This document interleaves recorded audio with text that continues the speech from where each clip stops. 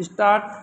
प्रधानमंत्री नरेंद्र मोदी द्वारा कोविड-19 वैश्विक महामारी के दौरान अर्थव्यवस्था में संभावित गिरावट को रोकने व आपदा को अवसर में बदलने हेतु मई 2020 में आत्मनिर्भर भारत अभियान के तहत 20 लाख करोड़ के आर्थिक पैकेज की घोषणा की गई, जो देश की जीडीपी का लगभग 10% है।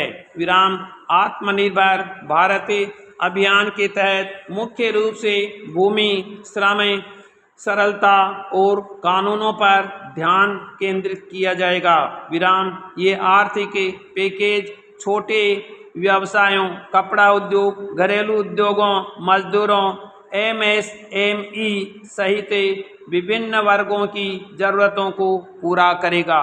विराम। इसके साथ ही प्रधानमंत्री ने कहा कि भारत को आत्मनिर्भर बनाने का समय आ गया है। विराम। इसके लिए उन्होंने लोकल उत्पादों को प्रयोग करने, प्रचार करने तथा वैश्विक बनाने का आह्वान किया। विराम। इसके लिए उन्होंने वोकल फॉर लोकल का मंत्र दिया। विराम। आत्मनिर्भर भारत की संकल्पना का आशय भारत को आत्मनिर्भर बनाना है। विराम। वर्तमान भूमंडलीकरण के युग में आत्मनिर्भरता की परिभाषा में बदलाव आया है। विराम। अतः प्रधानमंत्री ने कहा है कि भारत की आत्मनिर्भरता आत्म केंद्रित से अलग है। विराम। आत्मनिर्भर भारत के निर्माण में वैश्वीकरण का बहिष्कार नहीं किया जाएगा, बल्कि दुनिया के विकास में मदद की जाएगी। विराम। भारत वसुधैव कुटुंबकम की संकल्पना में विश्वास करता है, अर्थात भारत की संस्कृति दुनिया को एक परिवार मानती है। विराम। अतः भारत की प्रगति में विश्व की प्रगति समाहित रही है। विराम। इस अभियान का लक्ष्य देश में एक मजबूत आर्थिक परिवेश को निर्मित करना है, जिसमें सभी लोग प्रत्यक्ष रूप से लाभान्वित हो सकेंगे। विराम। ये मिशन 2 चरणों में पूरा किया जाएगा। विराम। पहले चरण में चिकित्सा, वस्त्र, इलेक्ट्रॉनिक्स जैसे क्षेत्रों को प्रोत्साहित किया जाएगा, जिससे स्थानीय विनिर्माण तथा निर्यात को बढ़ावा मिलेगा। विराम। वहीं दूसरे चरण में रत्न, आभूषण, फार्मा, स्टील जैसे क्षेत्रों को प्रोत्साहित किया जाएगा। विराम। आत्मनिर्भर भारत 5 स्तंभों पर खड़ा होगा। पहला, अर्थव्यवस्था जो वृद्धिशील परिवर्तन के स्थान पर बड़ी छलांग सुनिश्चित करती हो।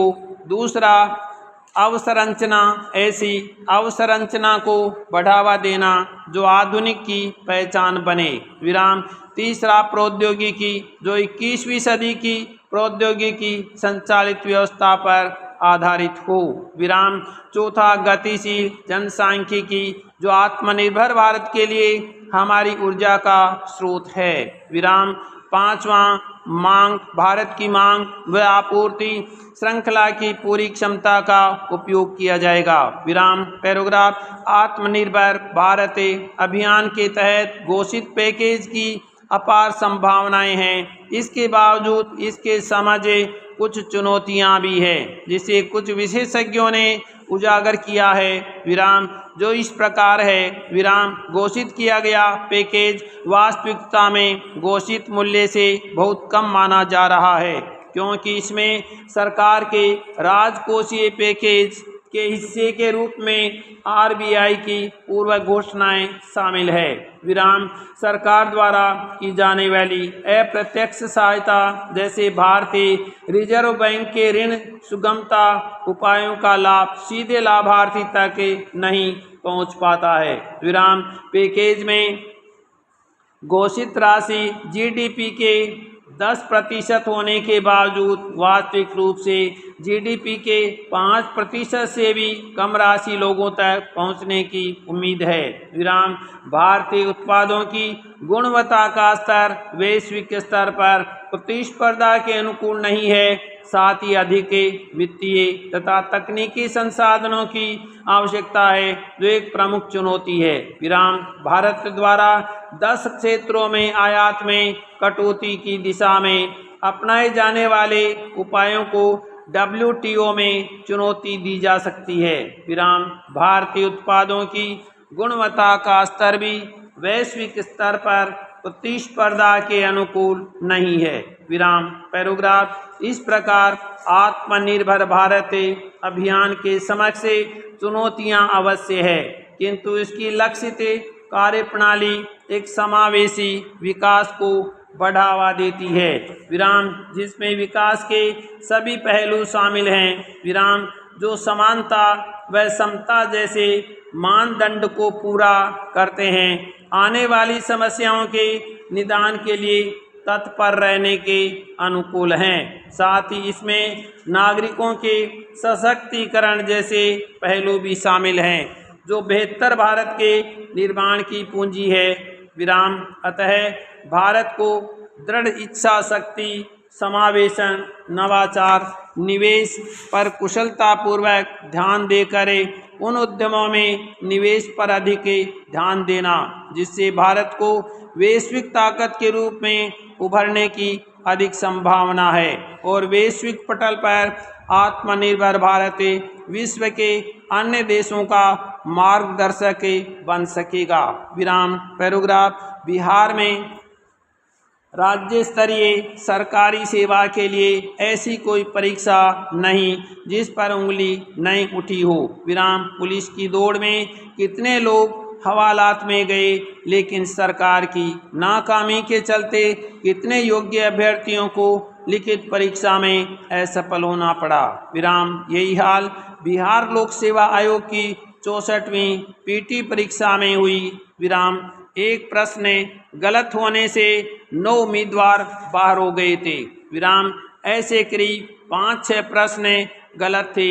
विराम मामला पटना हाई कोर्ट तक पहुंचा भी, लेकिन नतीजे घोषित कर दिए गए।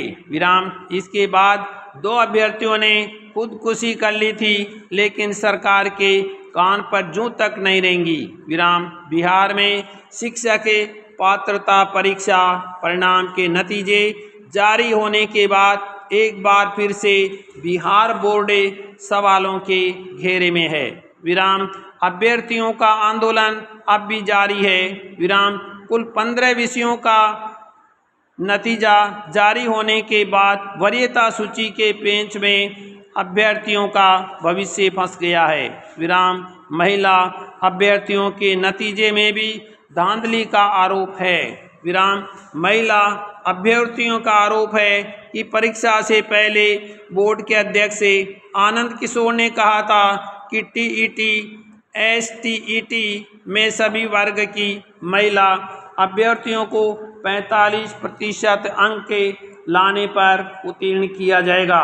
विराम लेकिन नतीजा आने के बाद सामान्य श्रेणी की महिला अभ्यर्थी ठगा महसूस कर रही है, क्योंकि इस श्रेणी की महिला अभ्यर्थियों को 50% पर उत्तीर्ण किया गया है।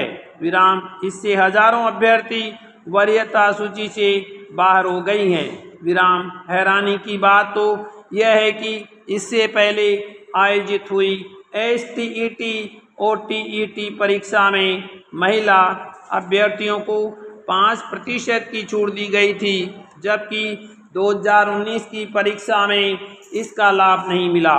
विराम हालांकि शिक्षा मंत्री ने ये भरोसा जरूर दिया कि सभी STET उत्तीर्ण अभ्यर्थियों की बहाली होगी। विराम लेकिन जो अभ्यर्थी वरीयता सूची से बाहर हैं, उन्हें यकीन नहीं हो रहा है कि अब बहाली कैसे होगी।